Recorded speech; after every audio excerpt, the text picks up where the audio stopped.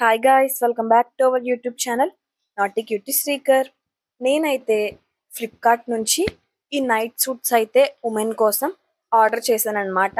అది కూడా 400 రూపీస్కి మాత్రమే.